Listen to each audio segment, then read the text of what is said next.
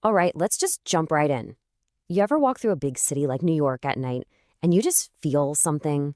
It's like the city isn't just lit up, it's alive, breathing. Like it knows it's sitting on top of a history that's been buried for a long, long time. Well, the story we're diving into today is about a search for one of those secrets. Not for gold or treasure, but for something way bigger. And this right here, this quote says it all. The person telling this story wasn't looking for a thing. They were hunting for an anomaly. You know, a crack in the official story, a glitch in the history we're all taught to just accept. And that hunt, it all led them to one very specific and very important moment in time. So, where does this crack in history begin? Picture this, a dimly lit private room somewhere in Lower Manhattan. The year is 1868. Around a table, 12 of the most powerful men of their era are gathered for a secret dinner. And their goal, well, it's pretty audacious. They're there to carve up the entire world like it's their own personal property. And of course, a group this secretive needed a name. They called themselves the Zodiac Club. I mean, right away, that name just drips with symbolism, doesn't it? It suggests cosmic power, control, and that symbolism, as it turns out, was everything. Yeah, that number, 12. It was absolutely central to everything they did. 12 members for the 12 signs of the Zodiac. Makes sense, right? But it goes deeper. We're going to find out that their whole plan revolved around a map. A map they split into 12 carefully guarded pieces. Nothing was an accident here. It was all by design. And when I say secret, I mean secret. They had a strict set of rules. Think about this. 6 meetings every year, but they kept 0 minutes. No paper trail, no press, ever. And for sure, no photographs. These guys were basically ghosts. They were set up to pull the strings of history without leaving a single fingerprint.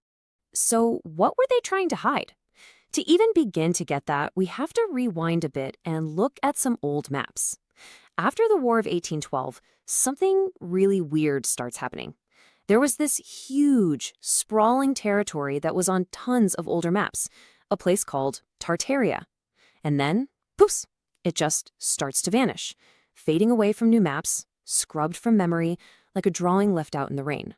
Now, this didn't happen overnight. No, this was a slow, deliberate, almost surgical erasure. Just look at the timeline. It tells a story.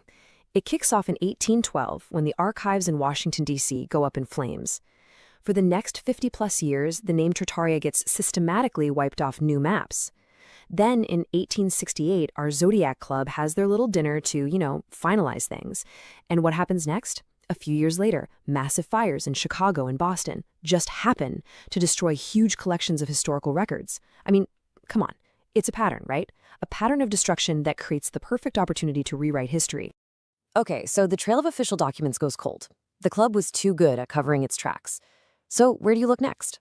You look for those anomalies again. You follow the money. You look at what these 12 guys were actually doing. Their business deals, their pet projects. And when you do that, a really strange pattern starts to emerge from things that seem totally unrelated. And then, a breakthrough. A real, physical clue. An engraving of an 8-pointed star, circled by the 12 signs of the Zodiac. Now you might think, okay, cool, decoration. But it was way more than that. That same star shows up on old maps of Tartaria.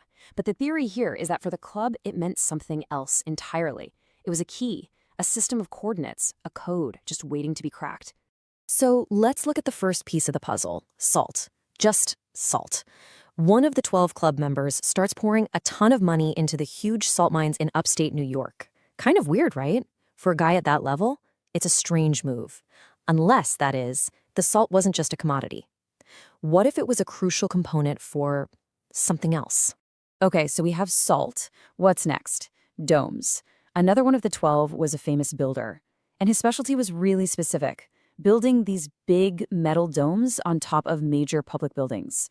You see where this is going? It's another odd, very specific thing that just keeps popping up. The pattern is starting to take shape. And the third clue, electricity. A third member was secretly bankrolling early, cutting-edge research into atmospheric electricity. We're talking way before Tesla made wireless power famous. So let's put it together. Salt, domes, electricity. What on earth do these 3 things have to do with each other? Well, here's the theory. This is how it all supposedly connects. The salt in the ground, that acts like a natural electrolyte. The wet subsoil you find under a lot of cities, that's a natural conductor. And those big metal domes sitting way up high, they could be capturing energy from the atmosphere. So the idea isn't that this was for, turning on light bulbs. The theory is this was a massive hidden network built to store and transmit information, signals, or frequencies. And this is where we get to the absolute heart of it. This is the central idea that changes everything. It completely flips the script on what Tartaria might have been. It's a total paradigm shift. So you've got two completely different ways of looking at this. On one side, you have the standard history book version. Tartaria was just some forgotten empire, a country with borders that got lost to time. But on the other side, you have this wild theory. Tartaria wasn't a country at all. It was a global network of technology, made of nodes, not nations. Think about that. How do you conquer an empire that isn't even a place on a map? And this is where the strategy of the Zodiac Club was just brilliant in a sinister way. See, they knew that if you just burn everything, it makes people suspicious. So they didn't destroy the map of this network. They fragmented it. They broke it into 12 pieces, one for each of them. A single piece of a map doesn't prove anything, does it? It just suggests. It creates a mystery. And a mystery is so much harder to disprove than a solid piece of evidence. Okay, so this is where the story gets really interesting, because it doesn't just stay in the past. The whole point is that the Zodiac Club's project never actually ended back in the 1800s. Their influence, their control, it just evolved. And you can apparently see the legacy today. The family names of those original 12 guys, they didn't disappear. You find them tied to some of the biggest foundations, banks, and universities in the world today.